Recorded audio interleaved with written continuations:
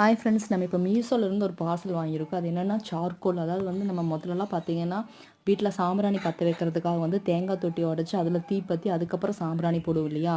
ஆனால் அதுக்கு பொதுவாக வந்து பார்த்திங்கன்னா இப்போ வந்து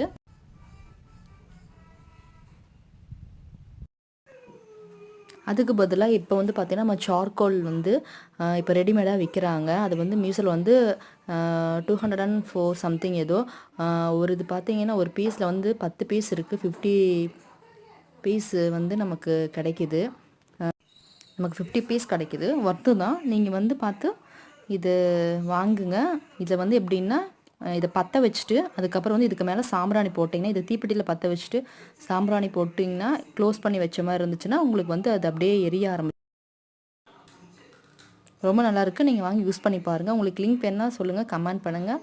உங்களுக்கு நான் லிங்க் சென்ட் பண்ணி விட்றேன்.